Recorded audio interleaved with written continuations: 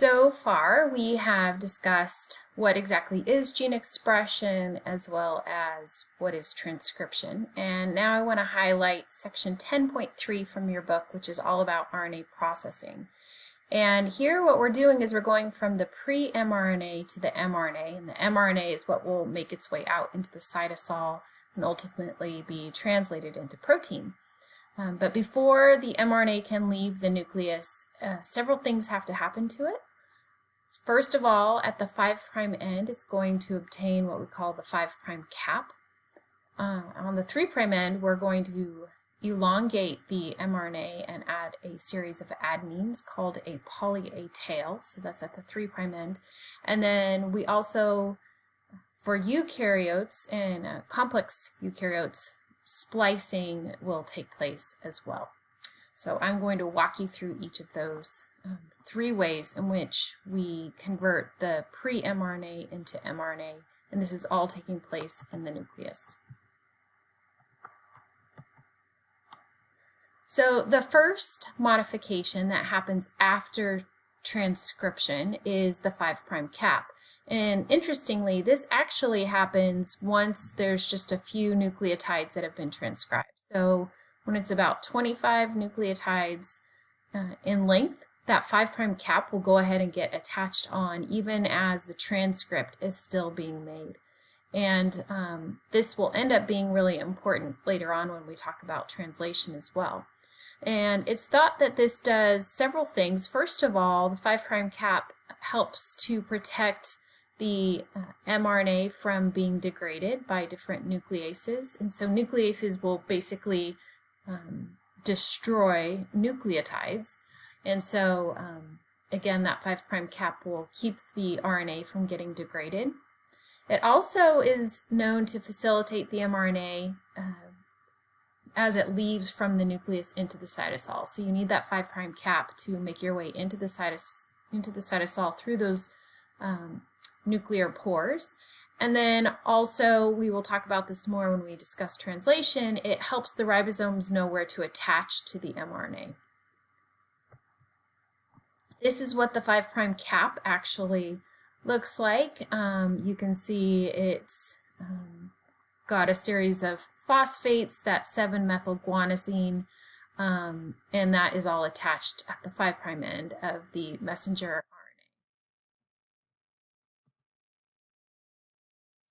So at the 3' end of our transcript, what normally will happen is a series of adenines will get added on or attached to that other end. So based upon how many adenines get attached, that can really increase the stability of the transcript. And so again, the more stable it is, the more it's going to get translated into additional protein. So we know that the more adenines that are there, the more protein gets made off of that transcript.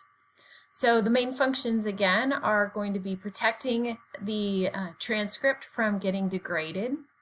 It also is going to facilitate ribosome attachment, and it's also going to help the mRNA get exported from the nucleus. All right, so we can see that here, that process being explained more thoroughly. So as here we've got our double-stranded DNA, and we're making that new strand of mRNA off of the template strand. We're copying, they're making the complement of to the template. And so again, once it's just a couple of nucleotides long, that 5' cap will already get attached on to protect the mRNA that's getting made. And once it's fully transcribed, then that poly-A tail will get attached onto the 3' end.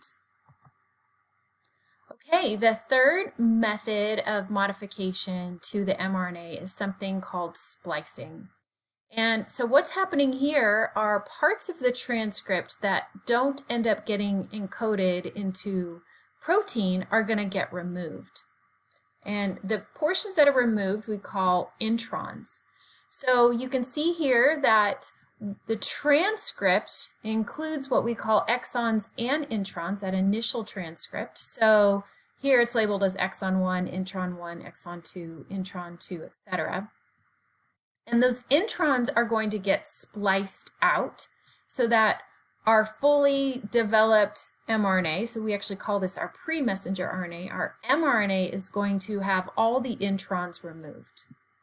Okay, so here you can see introns 1, 2, and 3 are no longer present in the actual transcript. This would also have a 5' cap and a poly A tail. Okay. So the way that I like to help students remember this are that introns, you can consider those the intervening sequences within the gene, and the exons are what will ultimately be expressed. So that seems to be really helpful for students to remember that. So the exons will be expressed. Your book goes into quite a bit of detail on how the splicing actually takes place. We're not going to talk about it too much in this class. Again, if you're really interested in this, it will get discussed more in molecular biology. All right, so why do we even have splicing? Well, one really interesting thing to note is, as shown here, we've got a gene that theoretically includes a series of exons. Let's just say these 5 exons here. So we've got 4 intervening sequences, introns 1, 2, 3, and 4. And depending upon how the splicing takes place, you actually can have multiple forms of multiple proteins produced off of a single type of gene. So what you see here is this first mRNA that got made. It includes all 5 exons, exon 1, 2, 3, 4, and 5. And each of those exons is going to be responsible for a different part of this protein. Now, if you look at the second mRNA that got made, it only includes exons 1, 2, 4, and 5. Exon 3 was not included here. And what you can observe when you compare protein A and protein B is that we're now lacking this portion, this part of the protein, which was here depicted as a beta-pleated sheet. So once this protein actually undergoes its 3D structure, we know that that is going to be different than what we see for protein A.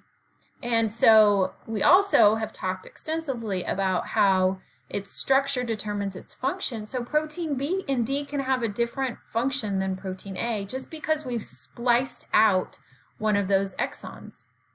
Now, if you look at this last mRNA that got transcribed, you can see that in the splicing process, exon 4 was actually spliced out, and now we don't have this portion of, the beta-pleated sheet. So again, this protein C is going to have a different function than protein B as compared to protein A. When we look at the genome, we know that we have, it's somewhat still debated, but around 22,000 genes. But we have several 100,000 proteins, and it's really because of splicing that we have so many proteins, but yet not one gene for every protein. We actually have one gene, and each gene can make multiple proteins, theoretically. All right, so what is the overall function of all this RNA processing? Adding the 5' cap, adding the poly A tail, and splicing? Well, it's going to help the mRNA get out of the nucleus. It's going to protect the mRNA once it makes its way out into the cytoplasm. It'll protect it from getting degraded. It also helps to maintain the stability of the mRNA. We know, as I mentioned, the more poly A's that are attached onto the 3' end, the more stable the mRNA. The more stable the mRNA, the more protein that's going to be made off of that transcript. And lastly, splicing variants greatly increase our genetic complexity. As I mentioned, even though we only have about 21,000 genes, we have several 100,000 proteins, and that's really due to splicing.